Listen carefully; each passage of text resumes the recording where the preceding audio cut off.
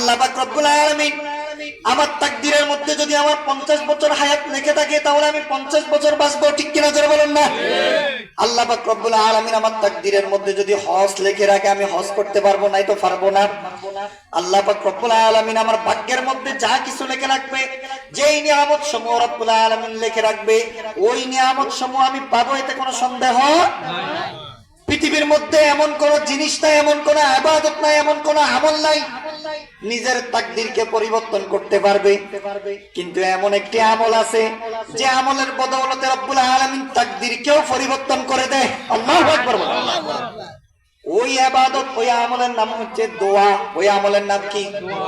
আল্লাহর কাছে কি ভাই? জোরে বলেন, আল্লাহর কাছে কি ভাই? আল্লাহর কাছে দোয়া করলে দোয়ার মাধ্যমে রব্বুল আলামিন তাকদীরকেও কি করে দিবেন? জোরে বলেন, কি করে দিবেন?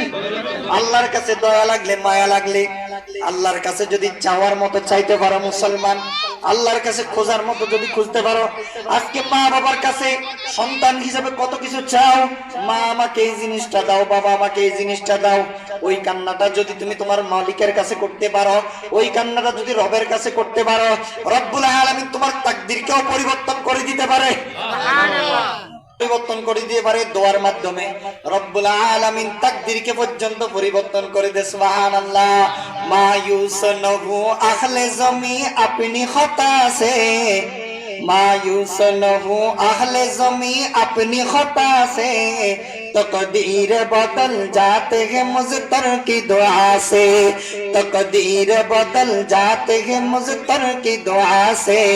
आई खासा ये खासान रसूल वक़्त दुआ है, आई खासा ये खासान रसूल वक़्त दुआ है। उम्मत पे तेरी आके अजब वक़्त पड़ा है, जो दीन बोरी शान से निकला था वतन से, परदेश में वो आज गरीबुल गुरबा है।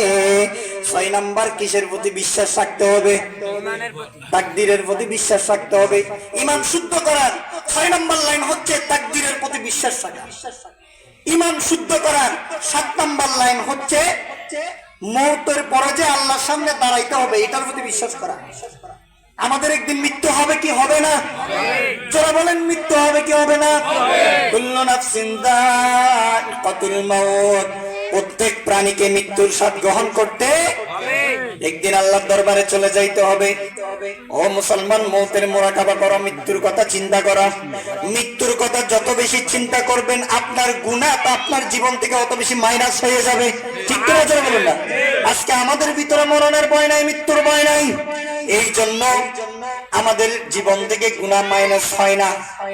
একজন মানুষের কলিজার মধ্যে যদি মৃত্যুর ভয় থাকে সে নামাজ পড়তে পারে না, ঠিক কিনা জোরে বলেন না। একজনের দিলের মধ্যে যদি, কলিজার মধ্যে যদি মৃত্যুর ভয় থাকে সে তার প্রতিবেশীর সাথে খারাপ আচরণ করতে পারে না। একজন মানুষের দিলের মধ্যে যদি মৃত্যুর ভয় থাকে সেই সমাজের মধ্যে কোনো অন্যায় অপরাধ করতে পারে না, ঠিক কিনা জোরে বলেন না। তাহলে ঈমান শুদ্ধ করতে হয় কয় লাইনে? জোরে বলেন, কয় লাইনে? আমল শুদ্ধ করতে হয় 4 লাইনে। আমল